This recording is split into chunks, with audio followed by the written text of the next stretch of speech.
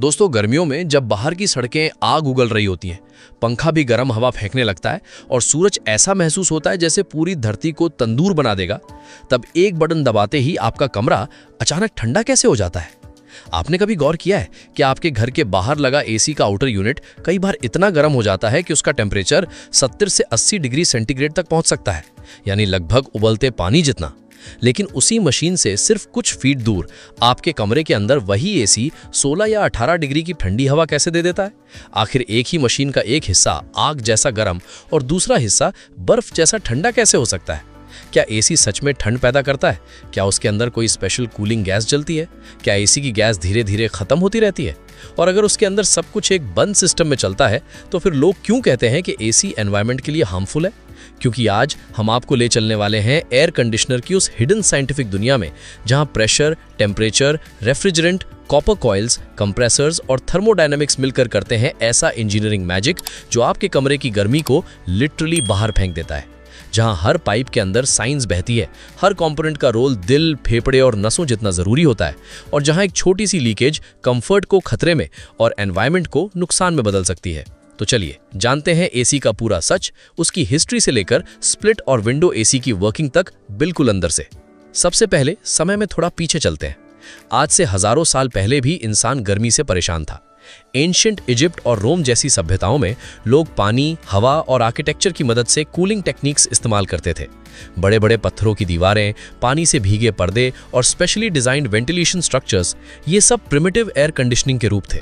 लेकिन modern AC की असली कहानी शुरू होती है साल 1902 में, जब एक अमेरिकन इंजीनियर विलिस कैरियर ने दुनिया का पहला modern electrical air conditioning system बनाया।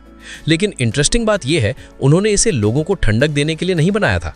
उनका मकसद था एक प्रिंटिंग फैक्ट्री में ह्यूमिडिटी कंट्रोल करना, क्योंकि ज्यादा नमी की वजह से पेपर एक्सपैंड हो रहा था और कलर्स मिसप्रिंट हो रहे थे।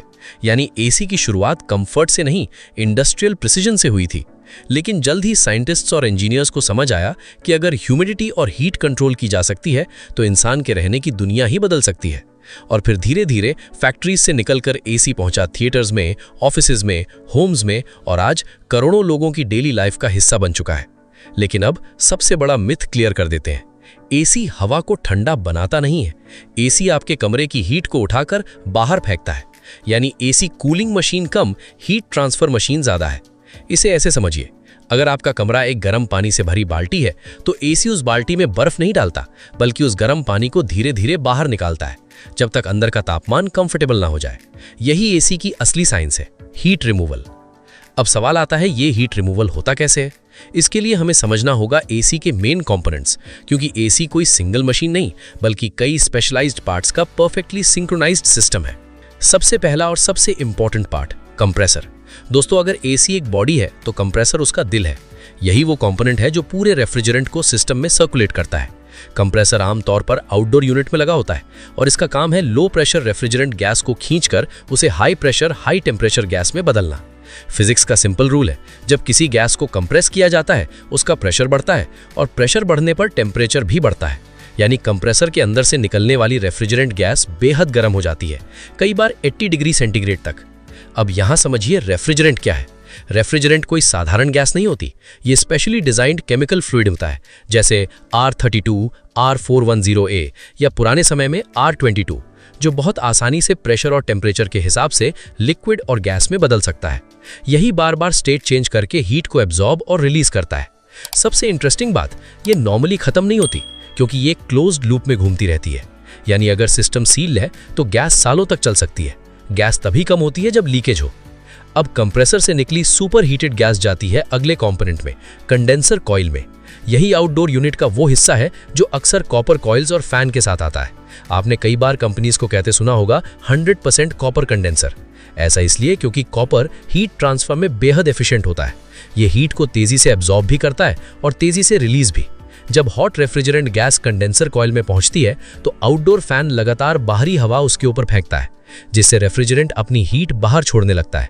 यानी आपका आउटडोर यूनिट असल में आपके कमरे की गर्मी बाहर उगल रहा होता है। धीरे धीरे जब हीट निकलती जाती है तो रेफ्रिजरेंट कूल होने लगता है और फिर होता है एक मेजर ट्रांसफॉर्मेशन, गैस लिक्विड में बदलने लगती है। इसे कहते हैं कंडेंसेशन। बिल्कुल वैसे जैसे गर्म भाप ठंडी होकर पानी बनती है। यानी कंडेंसर कॉइल सिर्फ गैस को ठंडा नहीं करती, वो उसकी फिजिकल स्टेट भी बदलती है, हॉट हाई प्रेशर गैस से हाई प्रेशर लिक्विड। लेकिन अभी भी ये लिक्विड कूलिंग के लिए तैयार नहीं है, क्योंकि इसका प्रेशर बहुत ज्यादा है। अब एंट्री होती है एक छोटे लेकिन जीनियस कंपोनेंट की, एक्सपेंशन वाल्व या कैपिलरी ट्यूब। दोस्तों, यही एसी का प्रेशर मजिशियन है। इसका रास्ता बहुत पतला होता है और जब हाई प्रेशर लिक्विड रेफ्रिजरेंट इससे गुजरता है तो उसका प्रेशर अचानक गिर जाता है और प्रेशर गिरते ही टेम्परेचर भी तेजी से नीचे चला जाता है। यही थर्मोडायनामिक्स का कमाल है। इसे ऐसे समझिए, आपने डिओड्रेंट स्प्रे किया होगा। स्प्रे करते समय कैन ठंडी लगने लगती है क्योंकि अंदर का प्रेशराइज्ड फ्लूइड अचानक एक्सपैंड करता है। एसी में एक्सपेंशन वाल्व लगभग यही करता है। ये गर्म हाई प्रेशर लिक्विड को बदल देता है लो प्रेशर बेहद ठंडे रेफ्रिजरेंट में। अब यही अल्ट्रा कोल्ड रेफ्रिजरेंट पहुंचता है इंडोर यूनिट के सबसे महत्वपूर्ण हिस्से तक, इवापोरेटर कॉइल। यही वो जगह है जहां आपके कमरे की असली कूलिंग होती है।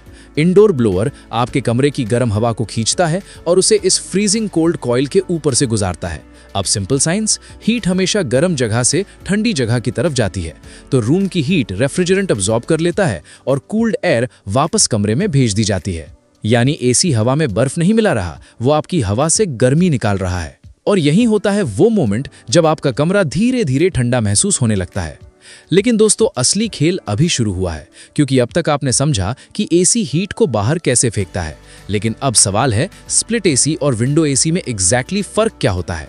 दोनों ठंडी हवा ही देते हैं, दोनों रेफ्रिजरेंट साइकिल ही इस्तेमाल करते हैं, फिर एक ज्यादा साइलेंट क्यों होता है, दूसरा ज्यादा नॉइजी क्यों? एक महंगा क्यों, दूसरा कंपैरेटिवली सस्ता क्यों? और इन्वर्टर एसी आखिर बिजली बचाता कैसे है? सबसे पहले समझते हैं विंडो एसी। विंडो एसी को ऐसे समझिए जैसे पूरी एसी मशीन को एक ही बॉक्स में पैक कर दिया गया हो। यानी compressor, condenser coil, expansion device और इवेपोरेटर सब कुछ एक सिंगल यूनिट के अंदर। इसीलिए इसे खिड़की या दीवार के ओपनिंग में फिट किया जाता है, ताकि इसका आधा हिस्सा कमरे के अंदर रहे और आधा बाहर। अंदर वाला हिस्सा रूम हीट अब्सॉर्ब करता है और बाहर वाला हिस्सा वही हीट बाहर फेंक देता है। इसका सबसे बड़ा फायदा है compact design, lower installation complexity और जनरली लोअर कॉस्ट। लेकिन डाउनसाइड, क्योंकि कंप्रेसर भी उसी बॉक्स में होता है, नॉइज ज्यादा सुनाई देता है। यानी कूलिंग इफेक्टिव है, लेकिन कंफर्ट एक्सपीरियंस स्प्लिट एसी जितना रिफाइंड नहीं। अब आते हैं स्प्लिट एसी पर, जो मॉडर्न होम्स का किंग बन चुका है। स्प्लिट एसी बेसिकली सिस्टम को दो हिस्सों में बांट देता है, इंडोर यूनिट और आउटडोर यूनिट। इंडोर यूनिट के अंदर इवेपोरेटर कॉइल और ब्लोअर होता है, जबकि आउटडोर यूनिट में कंप्रेसर, कंडेंसर कॉइल और फैन। दोनों यूनिट्स कॉपर पाइप से जुड़े होते हैं, जिनमें रेफ्रिजरेंट सर्कुलेट करता है। इसका सबसे बड़ा फायदा, क्योंकि नॉइजी कंप्रेसर बाहर होता है, आपका कमरा कंपैरेटिवली शांत रहता है। दूसरा, कूलिंग डिस्ट्रीब्यूशन ज्यादा एफिशिएंट और एस्थेटिकली बेटर होती है। लेकिन इंस्टॉलेशन कॉम्प्लेक्स होता है, कॉपर पाइपिंग, ड्रेनेज और माउंटिंग प्रिसिजन की जरूरत पड़ती है। अब यहाँ एक बहुत इंटरेस्टिंग पार्ट आता है कि एसी से पानी क्यों निकलता है? क्या एसी पानी बनाता है? जवाब है हाँ, टेक्निकली हाँ, लेकिन इनडायरेक्टली। जब आपके कमरे की गर्म हवा इवेपोरेटर कॉइल से टकराती है तो सिर्फ हीट ही नहीं निकलती, हवा की मॉइस्चर भी कंडेंस हो जाती है। बिल्कुल वैसे जैसे ठंडी पानी की बोतल पर बाहर पानी जमा हो जाता है, क्योंकि वार्म एयर अपने अंदर ज्यादा मॉइस्चर होल्ड कर सकती है। लेकिन जैसे ही वो ठंडी सरफेस से मिलती है, उसकी वाटर वेपर लिक्विड ड्रॉपलेट्स में बदल जाती है। यही पानी ड्रेन पाइप से बाहर निकलता है। यानी एसी सिर्फ कूलिंग नहीं करता, डीह्यूमिडिफिकेशन भी करता है। और यही कारण है कि एसी रूम अक्सर ज्यादा ड्राई, लेस स्टिकी और कंफर्टेबल लगता है। अब आते हैं एक ऐसे मिथ पर जो शायद आपने 1000 बार सुना होगा, एसी की गैस खत्म हो गई। दोस्तों, आइडियल कंडीशन में एसी गैस खत्म नहीं होती, क्योंकि रेफ्रिजरेंट एक क्लोज्ड लूप सिस्टम में घूमता है। वो जलता नहीं, कंज्यूम नहीं होता, बस बार बार स्टेट चेंज करता है, गैस से लिक्विड, लिक्विड से गैस। अगर सब कुछ सील्ड है तो सालों तक रीफिल की जरूरत नहीं। गैस रीफिल की जरूरत तब पड़ती है जब कहीं लीकेज हो, खराब flare joint, damaged copper line, corrosion या सर्विसिंग इशू। यानी गैस यूज होकर खत्म नहीं होती, लीक होकर निकलती है। अब समझते हैं इन्वर्टर एसी की hidden intelligence. Traditional non inverter AC में कंप्रेसर या तो फुल स्पीड पर चलता है या बंद हो जाता है। मतलब टेम्परेचर ऊपर गया, कंप्रेसर ऑन, डिजायर टेम्प आया, ऑफ, फिर गर्मी बढ़ी, ऑन। ये बार बार स्टार्ट स्टॉप साइकिल बिजली ज्यादा खाती है। लेकिन इन्वर्टर एसी में कंप्रेसर वेरिएबल स्पीड पर चलता है। यानी वंस रूम कूल हो जाए, कंप्रेसर बंद नहीं होता, बस धीमा हो जाता है। जरूरत के हिसाब से स्पीड एडजस्ट करता है। इससे टेम्परेचर स्टेबल रहता है, पावर स्पाइक्स कम होते हैं और इलेक्ट्रिसिटी कंजम्पशन काफी कम हो सकती है। यानी इन्वर्टर टेक्नोलॉजी असल में स्मार्ट पावर मॉड्यूलेशन है। इसे ऐसे समझिए, नॉन इन्वर्टर एसी ऐसा है जैसे कार को बार बार फुल एक्सेलरेटर और ब्रेक देना, जबकि इन्वर्टर एसी स्मूथ एडजस्टमेंट करता है। अब बात करते हैं एसी के कुछ हिडन प्रोटेक्टिव कंपोनेंट्स की, जैसे थर्मोस्टैट, सेंसर्स, फिल्टर्स और पीसीबी कंट्रोल्स। थर्मोस्टैट लगातार कमरे का तापमान मॉनिटर करता है, सेंसर्स इवेपोरेटर कॉइल को फ्रीज होने से बचाते हैं, एयर फिल्टर्स डस्ट और पार्टिकल्स रोकते हैं ताकि एयर फ्लो स्मूथ रहे, और मॉडर्न पीसीबी बोर्ड्स पूरा ब्रेन बनकर सिस्टम डिसीजंस लेते हैं।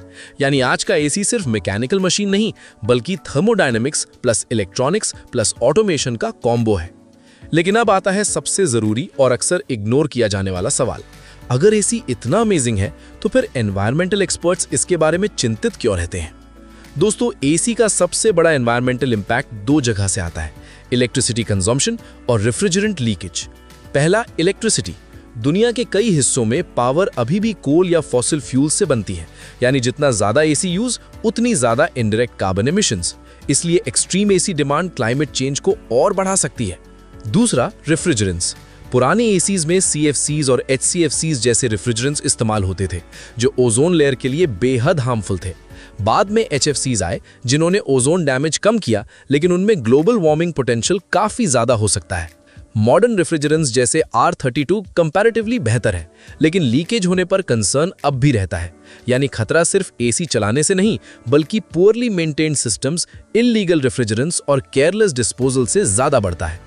और यही आयरनी है, जिस मशीन को हमने ग्लोबल वार्मिंग से राहत के लिए अपनाया, वही अगर गलत तरीके से इस्तेमाल हो तो वार्मिंग बढ़ाने में भी योगदान दे सकती है।